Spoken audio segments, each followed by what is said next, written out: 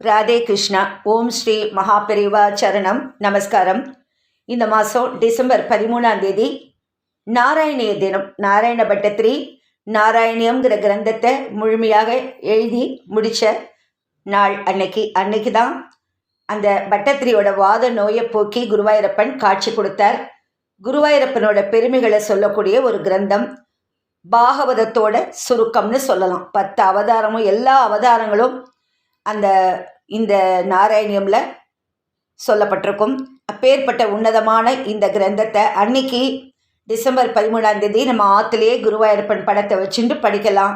இல்லை கோவிலில் குருவாயூரப்பன் கோவில் ஏதாவது பக்கத்தில் இருந்தால் கோவிலில் குருவாயூரப்பன் சன்னதி முன்னாடி உட்காந்து முழுசாக அந்த நாராயணியம் 1லேருந்து 100 தசகங்களும் நம்ம அன்னைக்கு படித்தா ரொம்ப ரொம்ப விசேஷம்.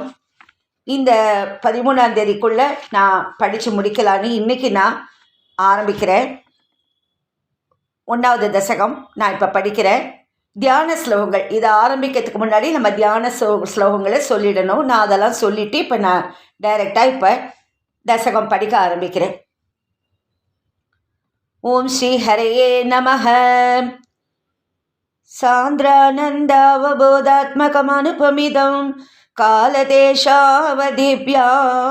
निर्मुक्तं नित्यमुक्तं निकमशदसहस्रेण निर्पास्यमानम् अस्पष्टं दृष्टमात्रे पुनरुरुपुरुषात् आत्मकं ब्रह्मतत्त्वं तत्तावद्भाति साक्षात् गुरुपवनपुरे हन्दभाग्यं जनानाम् एवं दुर्लभ्यवस्तून्यपि सुलभतया हस्तलब्धे यदन्यत् तन्वा वाचा धिया वा भजति बत जनः श्रुत्रतैव स्फुटेयम् एते तावद्वयं तु स्थिरतरमनसा विश्वपीडापहत्यै निःशेषात्मानमेनं गुरुपवनपुराधीशम् एवाश्रयामः सत्वं यत्तत्पराभ्याम् अपरिकलनतो निर्मलं तेन तावद् भूतैर्भूतेन्द्रियैस्तेव पुरिति बहुशः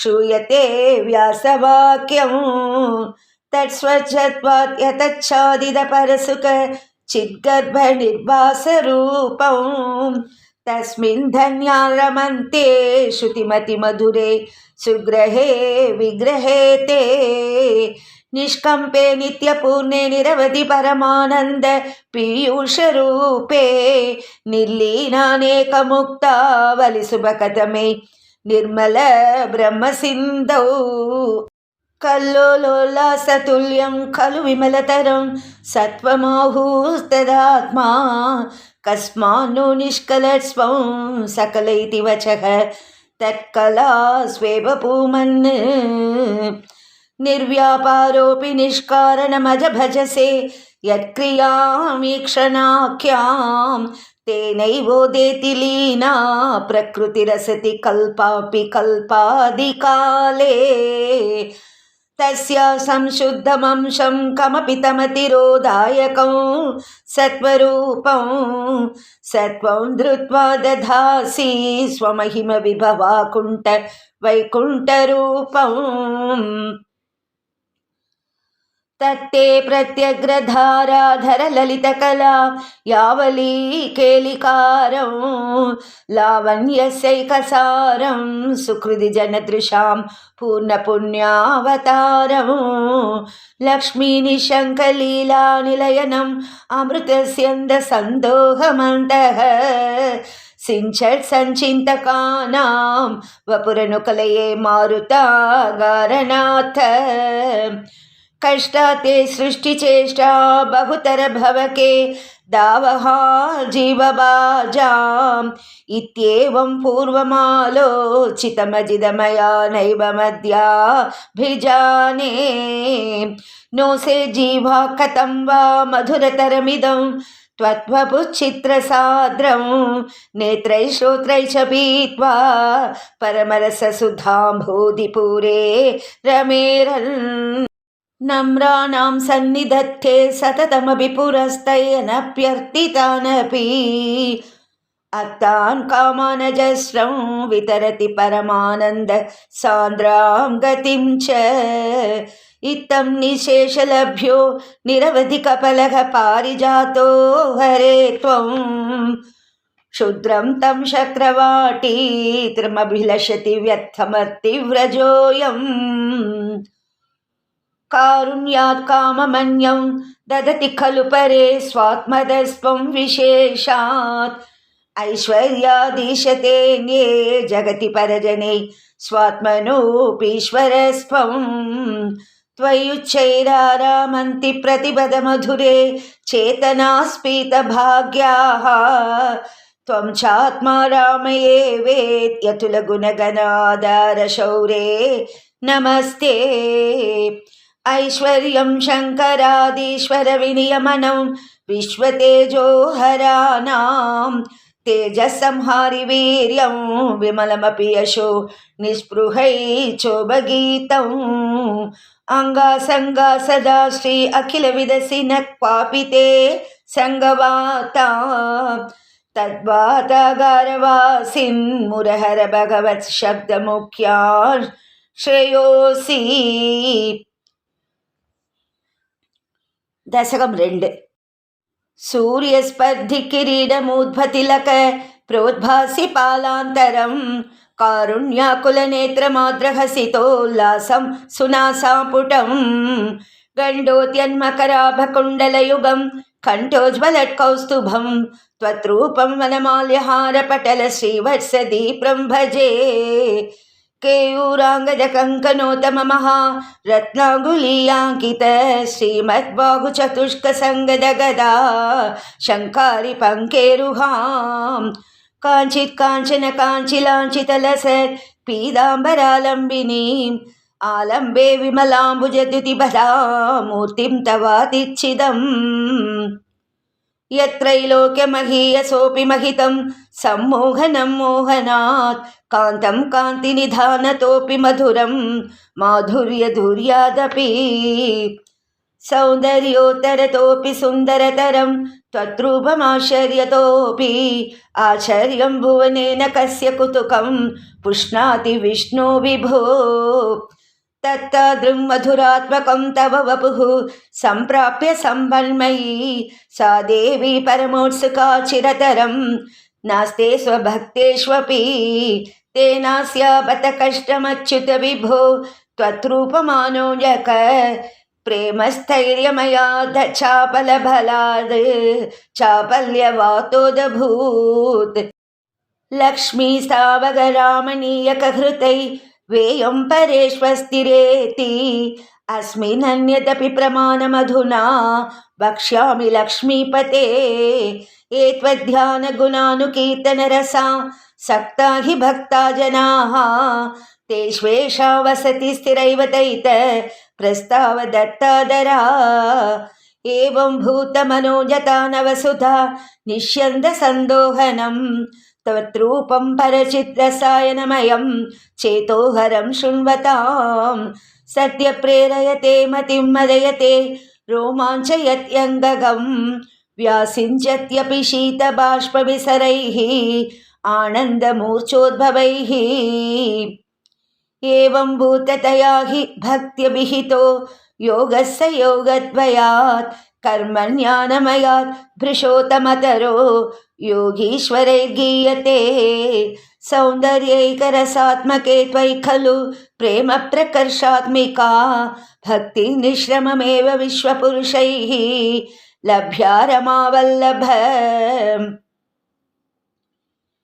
निष्कामं नियतस्वधर्मशरणं यत्कर्मयोगाभिधं तद्दूरेत्यफलं यदोपनिषद ज्ञानोपलभ्यं पुनः तत्त्वव्यक्ततया सुदुर्गमतरं चित्तस्य तस्मात् विभो त्वत्प्रेमात्मकभक्तिरेव सततं स्वादीयसि श्रेयसि अत्यायासकराणि कर्मपटलान् आचर्य निर्यन्मलाः बोधे भक्तिपथे तवाप्युचितताम् आयान्ति किं तावता क्लिश्वा तर्कपथे परं तव वपुः ब्रह्माख्यमन्ये पुनः चित्ताद्रत्वमृते विचिन्त्य बहुभिः सिद्ध्यन्ति जन्मान्तरैः त्वद्भक्तिस्तु कथारसामृतजरी निर्मज्जनेन स्वयं सिद्ध्यन्ति विमलप्रबोधपदवीम् अक्लेशतस्तन्वती सद्यः सिद्धिकरी जयत्यै विभो सैवास्तु मे त्वत्पद प्रेम प्रौढिरसात्रतातृततरं वातालयाधीश्वर. दशकं 3. पठन्तो नामानि प्रमदभरसिन्धौ निपतिताः स्मरन्तो रूपं ते वरद कथयन्तो कुनकथाः चरन्तो ये भक्तास्त्वयि खलु रमन्ते परममून् अहं धन्यान् मन्ये समधिगत सर्वाभिलषितान्.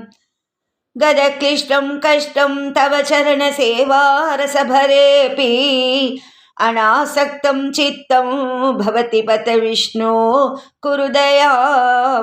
भवत्पादाम्भोज स्मरणरसिको नाम निवहान् अहं गायं कुहचन विवत्स्यामि विजने. कृपा ते जाता चेत् किमिव न हि लभ्यं तनुभृतां मदीयक्लेशौघ प्रशमनदशा नाम कियती. न के लोकेऽस्मिन् अनिशमयि शोकाभिरहिता भवद्भक्ता मुक्ताः सुखगतिमसक्ता विदधते. मुनिप्रौढारूढाः जगति खलु कूडात्मगदयः भवत्पादाम्भोज स्मरणविरुजो नारदमुखाः चरन्तीश स्वैरं सततपरिनिर्भातपरचित् सदानन्दात्वैत प्रसरपरिमग्नाः किमपरम्. भवद्भक्तिस्पीता भवतु मम सैव प्रशमयेत् अशेषक्लेशौघं न खलु हृदि सन्देहकणिका. न चेद्व्यासस्योक्तिः तव च वचनं नैकमवचो भवेन्मिथ्यारत्या पुरुषवचनप्रायमखिलम्. भवद्भक्तिस्तावत् प्रमुखमधुरा त्वद्गुणरसात् किमप्यारूढा चेत् किल परितापप्रशमनी. पुनश्चान्ते स्वान्ते विमलपरिबोधोदयमिलन् महानन्दाद्वैतं दिशति किमतः प्रात्यमपरम्. विधूय क्लेशान् मे कुरु चरणयुग्मौ धृतरसं भवक्षेत्रप्राप्तौ करमपि च ते पूजनविधौ. भवन्मूर्त्यालोके नयनमतते पादतुलसी परिघ्राणे घ्राणं श्रवणमपि ते चारुचरिते. प्रभूता दिव्यादि प्रसभचलिते मामकहृदि त्वदीयं तत्रूपं परमसुखचित्रूपमुदीयात्. उदञ्जत्रो माचो गलितपौहर्षाश्रु निवहो यथा विस्मर्यासं दुरुपशमपीडा परिभवान्. मरुगेहाधीश त्वयि खलु पराचोऽपि सुखिनः भवस्नेही सोऽयं सुबहु परितप्ये च किमिदम्. अकीर्तिस्ते माभूद् वरदगदपारं प्रशमयन् भवद्भक्तो तंसं चटिति कुरु मां कंसदमन. किमुक्तैर्भूयोभिः तव हि करुणा यावदुदीयात् अहं तावद्देव प्रहितविविधात् प्रलपितः. पुरक्लृप्ते पादे वरद तव नेष्यामि दिवसान् यथाशक्ति व्यक्तं नतिनुति निषेवा विरचयन्. दशकं 4. कल्यता मम कुरुष्व तावतीं कल्यते भवदुपासनं यया स्पष्टमष्टविधयोगचर्यया पुष्टया च तव तुष्टिमाप्नुयाम् ब्रह्मचर्यदृढदादिभिर्यमैः आप्लवादिनियमै च पाविताः कुर्महे दृढममी सुखासनं पङ्गजात्यमपि वा भवत्पराः तारमन्दरमनुचिन्त्य सन्ततं प्राणवायुमभियम्य निर्मलाः इन्द्रियाणि विषयादतापहृत् अस्महे भवदुपासनोन्मुखाः अस्फुटे वपुषिते प्रयत्नतो धारयेमि दिशना मुहुर्मुहुः तेन भक्तिरसमन्तरात्रदाम् उद्वहेम भवदङ्घ्रिचिन्तकाः विस्फुटावयवभेदसुन्दरं त्वद्वपुःसुचिरशीलनावशात् आश्रमं मनसि चिन्तयामहे ध्यानयोगनिरतास्त्वदाश्रयाः ध्यायतां सकलमूर्तिमीदृशीम् उन्मिषन्मधुरता हृतात्मनां सान्द्रमोदरसरूपमान्तरं ब्रह्मरूपमयि देव भासते तत्समास्वदनरूपिणीं स्थितिं त्वत्समाधिमयि विश्वनायक आश्रिता पुनरथ परिच्युतौ आरभेमहि च धारणादिकम् इत्थमभ्यसननिर्भरोलसत् त्वत्परात्मसुखकल्पितोत्सवाः मुक्तभक्तकुलमौलितां गताः सञ्चरेम शुकनारदादिवत् त्वत्समाधिविजये तु यः पुनः मंशुमोक्षरसिकक्रमेण वा योगवच्यमनिलं षडाश्रयैः उन्नयत्यजसुषं नया शनैः लिङ्गदेहमपि सन्ध्यजन्नतो लीयते त्वयि परे निराग्रहः ऊर्ध्वलोककुतुकीतुमूर्धतः साध्यमेव करणैर्निरीयते अग्निवासरवलक्षपक्षकैः उत्तरायणजुषा च दैवतैः प्रापितो रविपदं भवत्परो मोदवान् ध्रुवपदान्तमीयते आस्थितोत महरालये यथा शेषवक्त्रदहनोष्मनाध्यते ईयते भवदुपाश्रयस्तदा वेदसत्पदमतः पुरैव वा तत्र वा तव पदे तवावसन् प्राकृतप्रलययेति मुक्ततां स्वेच्छया खलु पुरा विमुच्यते संविभित्य जगदण्डमोजसा तस्य चक्षिति पयो महो निलत् यो महत्प्रकृतिसप्तकावृतिः तत्तदात्मकतया विशन् सुखी याति ते पदमनावृतं विभो अर्चिरादिगतिमीदृशीं व्रजन् विच्युतिं न भजते जगत्पते सच्चिदात्मक भवद्गुणोदयान् उच्चरन्तमनिलेश पाहि माम् दशकम् 5 व्यक्ताव्यक्तमिदं न किञ्चिदभवत् प्राक्प्राकृतप्रक्षये मायायां गुणसाम्यरुद्धविकृतौ त्वया गतायां लयम् नो मृत्युश्च तदामृतं च समभूत् नाप्नो न रात्रे स्थितिः तत्रैकस्त्वमशिष्यथा किल परानन्दप्रकाशात् मनाम् कालकर्मगुणा च जीवनिवहा विश्वं च कार्यं विभो चिल्लीलारतिमेयुषि त्वयि तदा निर्लीनतामाययुः तेषां नैव वदन्त्यसत्त्वमयि भोः शक्त्यात्मना तिष्ठतां नो चेत् किं गगनप्रसूनसदृशां भूयो भवेत् सम्भवः एवं च द्विपरार्धकालविगता वीक्षां सिसृक्षात्मिकां विभ्राणे त्वयि चुक्षुभे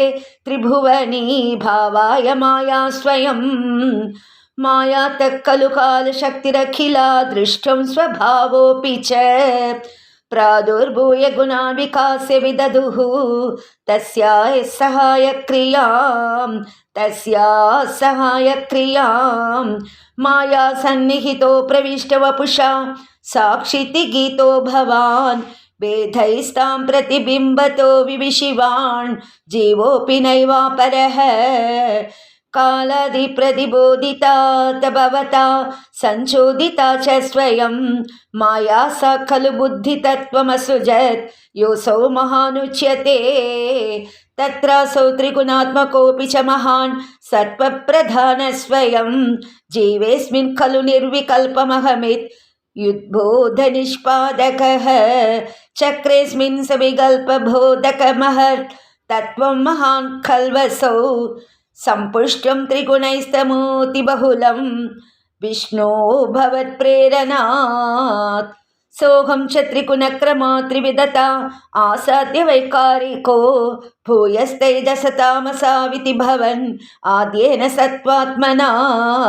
देवानिन्द्रियमानिनो कृतदिशां वातार्कभाष्यश्विनो वक्नीन्द्राच्युतमित्रकान् विदुविधि श्रीरुद्रशारीरकान् भूमन्मानसबुद्ध्यहं कृतिमिलच्चित्ताख्यवृत्त्यन्वितं तच्छान्तःकरणं विभो तव बलात् सत्त्वांश एवाश्रुजत् जातस्तैजसतो दशेन्द्रियगणः तत्तामसांशात् पुनः तन्मात्रं नभसो मरुत्पुरपते शब्दो जनित्वद्बलात् शब्दात्वयोम ततः ससर्जितविपो स्पर्शं ततो मारुतं तस्मात् रूपमतो महोतशरसं तोयं च गन्धं महीम् एवं माधव पूर्वकलनात् आद्याद्यधर्मान्वितं भूतग्राममिमं त्वमेव भगवन्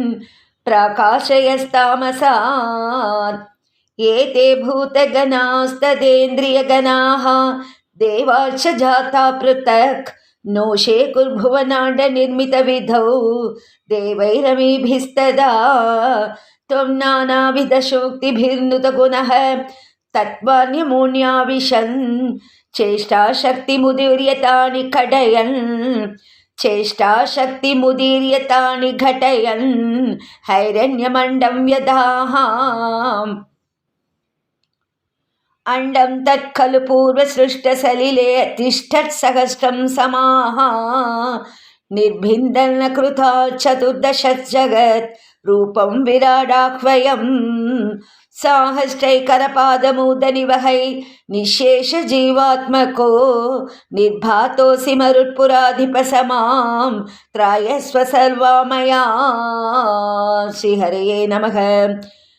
दशकम् 6 एवं चतुर्दश जगन्मयतां गतस्य पातालमीश तव पादतलं वदन्ति पादोद्वदेशमपि देवरसात्तलं ते कुल्पद्वयं खलु महातलमद्भुतात्मन् जङ्घे तलातलमथो सुतलं च जानु किञ्चोरुभागयुकलं वितलातले द्वे शोणीतलं जगनमम्बरमङ्गनाभिः वक्षचक्रनिलयस्तव चक्रपाणे ग्रीवामहस्तव मुखं च जनस्तपस्तु पालं चिरस्तव समस्तमयस्य सत्यम् एवं जगन्मयतनो जगदाश्रितैरपि अन्ये निबद्धवपुषे बहवन्नमस्ते त्वद्ब्रह्मरन्ध्रपदमीश्वर विश्वकन्द छन्दांसि केशवघनास्तव केशपाशाः उल्लासि चिल्लियुगलं द्रिहिणस्य गेहं पक्ष्माणि रात्रिदिवसौ सविता च नेत्रे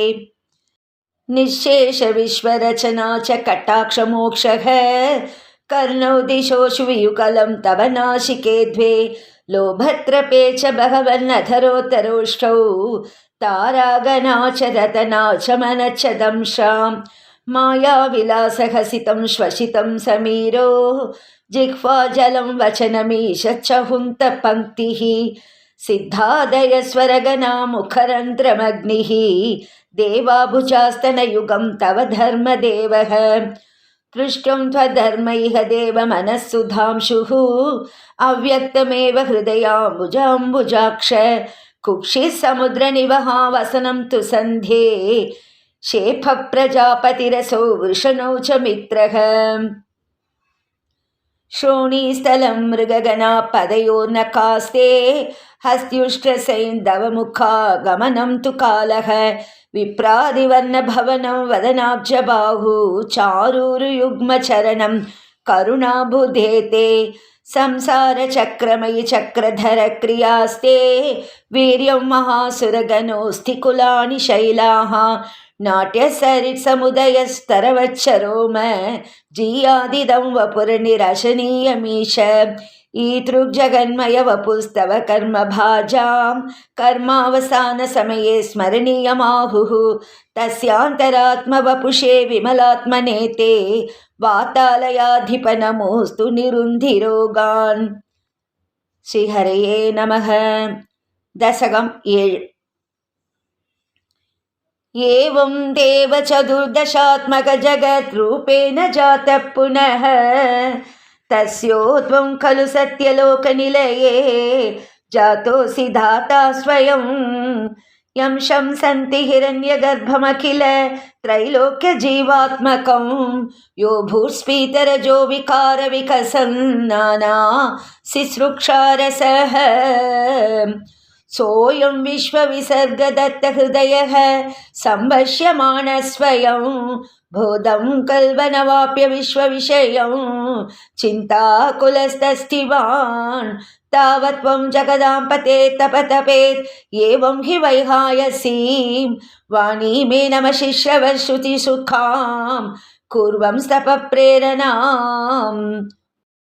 कोऽसौ मामवदत्पुमानिति जला पूर्णे जगन्मण्डले तिक्षु द्वीक्ष्य किमप्यनीक्षितवता वाक्यातमुत्पश्यता दिव्यं वर्षसहस्रमाततपसा तेन त्वमाराधितः तस्मै दर्शितवानसि स्वनिलयं वैकुण्ठमेकाद्भुतं माया यत्र कदापि नो विकुरुते भाते जगद्भ्यो बहिः शोकक्रोधविमोहसाध्वसमुखा भावास्तु दूरं गताः सान्द्रानन्दजरी च यत्र परमत् ज्योतिप्रकाशात्मके तत्ते धाम विभावितं विजयते वैकुण्ठरूपं विभो यस्मिन्नाम चतुर्भुजा हरिमनिश्यामा वदादद्विषो नानाभूषणरत्नदीपितदिशो राजद्विमानालयाः भक्तिप्राप्त तथा विधोन्नतपदा दीव्यन्ति दिव्या जनाः तत्ते धाम निरस्त सर्वशमलं वैकुण्ठरूपं जयेत्. नाना दिव्यवधूजनै अभिवृता विद्युल्लता तुल्यया विश्वोन्मादनहृद्यकात्रलतया विद्योदिता शान्तरा त्वत्पादाम्बुजशौरभैककुतुकाल् लक्ष्मी स्वयं लक्ष्यते यस्मिन् विस्मयनीय दिव्यविभवा तत्ते पदं देहि मे. तत्रैवं प्रतिदर्शिते निजपदे रत्नासनाद्यासितं भास्वत्कोटिलसत्किरीटकटकात् या कल्पदीप्ताकृति श्रीवत्साङ्कितम् आतकौस्तुभमणि छायारुणं कारणं विश्वेषां तव रूपमैक्षत विधिः तत्ते विभो भातु मे. कालाम्भोदकलाय कोमलरुचिश्चक्रेण चक्रं दिशाम् आवृण्वाणमुदारमन्तहसितस्यन्दप्रसन्नाननम् राजकम्बुगदासि पङ्कजधर श्रीमद्भुजामण्डलम् सृष्टुस्तुष्टिकरं वपुस्तव विभो मत्रोगमुद्वासयेत्. दृष्ट्वा सम्भृतसम्भ्रमकमलभूः त्वत्पादपाथोरुहे हर्षावेशवशं वदो निपतितः प्रीत्या कृतार्थी भवन् जानास्येव मनीषितं मम विभो ज्ञानं तदा पातय त्वैदा भवत्स्वरूप परमित् आचष्टतं त्वां भजे. आताम्रे चरणे विनम्रमततं हस्तेन हस्ते स्पृशन् बोधस्ते भविता न सर्गविधिभिः बन्धोऽपि सञ्जायते इत्याभाष्य किरं प्रतोष्य नितरां तच्चित्तगूढस्वयं सृष्टौ तं समुधैर्यः स भगवन् उल्लासयोल्लाघताम्. ओम श्री हरये नमः. दशकं 8. एवं तावत् प्राकृतप्रक्षयान्ते प्रमे कल्पेहादिमे लब्धजन्म ब्रह्मा भूयस्वत्त एवाप्यवेदान् सृष्टिं चक्रे पूर्वकल्पोपमानां सोऽयं चतुर्युगसहस्रमितान्यहानि तावन्मिदाच रजनीर्बहुशो निनाय निद्रात्यसौ त्वयि निलीय समं स्वसृष्टैः नैमित्तिकप्रलयमाहुरतोऽस्य रात्रिम् अस्मादृशां पुनर्हर्मुककृत्यतुल्यां सृष्टिं करोत्यनुदिनं स भवत्प्रसादात् प्राग्ब्रह्मकल्पजनुषां च परायुषां तु सुप्तप्रबोधनसमास्ति तदा विसृष्टिः पञ्चाशदद्धं मधुना स्ववयोधरूपम् एकं परार्धमतिवृत्ति हि वर्तते सौ तत्रान्यरात्रिजनितान् कथयामि भूमन् पश्चाद्दिनावतरणेश भवद्विलासान् दिनावसानेत्थ सरोजयोनिः सुषुप्तिकामस्वयि सन्निलिल्ये जगन्ति च त्वज्जठरं समीयुस्तदेतमेका नवमास विश्वं तवैव वेशे फणिराजिशेषे जलैकशेषे भुवने स्म शेषे आनन्दसान्द्रानुभवस्वरूपः स्वयोगनिद्रा परिमुद्रितात्मा कालाख्यशक्तिं प्रलयावसाने प्रबोधयेत् या दिशताखिलादौ त्वया प्रसुप्तं परिशुद्धशक्तिव्रजेन तत्र किल जीवधाम्नां चतुर्युगानां च सहस्रमेवं त्वयि प्रसुप्ते पुनरद्वितीये कालाख्यशक्तिप्रथमप्रबुद्धा प्रबोधयत् त्वां किल विश्वनाथ विभूत्य च त्वं जलगर्भशायिन् विलोक्य लोकान् अखिलान् प्रलीनान् तेष्वेव सूक्ष्मात्मतया निजान्तः स्थितेषु विश्वेषु ददात दृष्टिं ततस्वदीयादैनाभिरन्ध्यरात् उदञ्चितं किञ्चन दिव्यपद्मं निलीननिःशेषपदार्थमाला संक्षेपरूपं मुकुलायमानं तदेतदम्बोरुहकुड्मलं ते कलेबरात्तोयपते प्ररूढं बहिर्निरीतं परितस्फुरद्भिः स्वदामभिद्वान् तबलं न्यकृन्तत् सम्पुल्लपत्रे नितरां विचित्रे तस्मिन् भवद्वीर्यधृते सरोजे सपद्मजन्मा विधिराविरासीत् स्वयं प्रबुद्धाखिल वेदराशिः अस्मिन् परात्मन्ननुपात्मकल्पे त्वमित्तमुत्तापितपद्मयोनिः अनन्तभूमामरोगराशिं निरुन्धि वातालयवासविष्णु श्रीहरये नमः। दशकं 9 स्थितः स कमलोद्भवः तव हि नाभिपङ्केरुहे कुतविदिदमम्बुधौ उदितमित्यनालोकयन् तदीक्षणकुतूहलात् प्रतिदिशं विवृताननं चतुर्वदनतामगात् विकसदष्टदृष्ट्यम्बुजाम् महानवविघूर्णितं कमलमेव तत्केवलं विलोक्य तदुपाश्रयं तव तनुं तु नालोकयन् कयेष कमलोदरे महति निस्सहायो ह्यहं कुतस्विदिदमम्बुजं समजनीति चिन्तामगात् अमुष्य हि सरोरुहः किमपि कारणं सम्भवेत् इति स्वकृतनिश्चयः सकलु नालरन्ध्राद्वना स्वयोगबलविद्यया समवरूढवान् प्रौढधीः त्वदीयमतिमोहनं न तु कलेबरं दृष्टवान् ततः सकलनालिका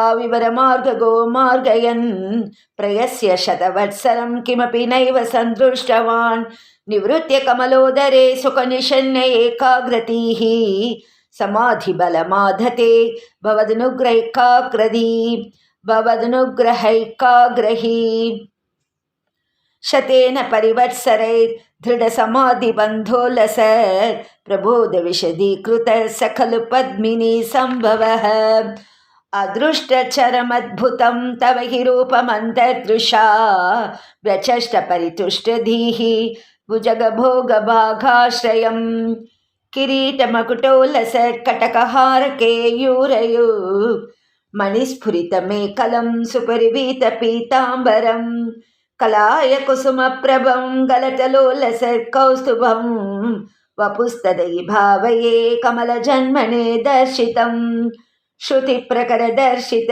प्रचुरवैभव श्रीपते हरे जय जय प्रभो पदमुपैषि दृष्ट्या दृशोः कुरुष्वधियमाशु मे भुवननिर्मितौ कर्मठाम् इति त्रिहिनवर्णित स्वगुणभं हिमा पाहि मां लभस्व भुवनत्रयी रचनदक्षतामक्षतां गृहाणमदनुग्रहं कुरुत वर्ष भूयो विधे भवत्वखिल साधनी मयि च भक्तिरत्युत्कटेति उदीर्य गिरमादधाः मुदितचेतसं वेदसम् शतं कृततपास्ततः स खलु दिव्यसंवत्सरान् अवाप्य च तपोबलम् अतिबलं च पूर्वाधिकम् उदीक्ष्य किल कम्पितं पयसि पङ्कजं वायुना पवद्बलविजृम्भितः पवनपातसी पीतवान् तवैव कृपया पुनः सरसिजेन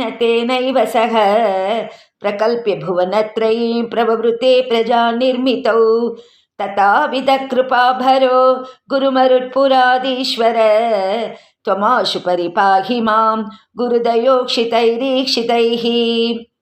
ओं श्री हरये नमः।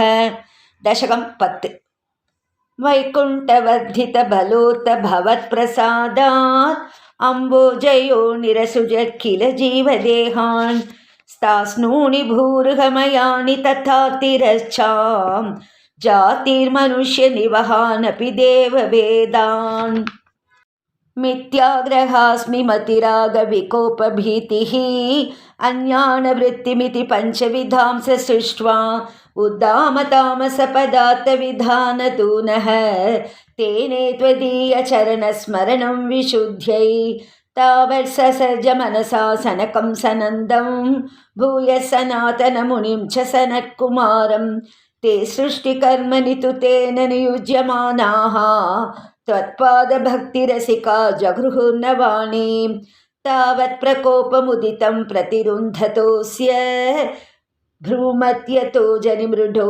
भवदेकदेशः नामानि मे कुरु पदानि च हाविरिञ्चेति आदौ रुरोध किल तेन स रुद्रनामा एकादशाह्वयदया च विभिन्नरूपं रुद्रं विधाय दयितावनिदाश दत्त्वा दावन्यदत्त च पदानि भवत्प्रनुन्नः प्राह प्रजाविरचनाय च सादरं तं रुद्राभिसृष्ट्य भयदाकृति रुद्रसङ्घ सम्पूर्यमाण भुवनत्रयभीतचेताः मामा प्रजा सृजतभश्चरमङ्गलायेति आचष्टतं कमलभूर्भवदीरितात्मा तस्यात सर्गरसिकस्य मरीचिरत्रिः तत्राङ्गिरः क्रतुमुनिः पुलः पुलस्त्यः अङ्गारजायत भृहुश्च वसिष्ठदक्षौ श्रीनारदश्च भगवन् भवदङ्घ्रिदाशः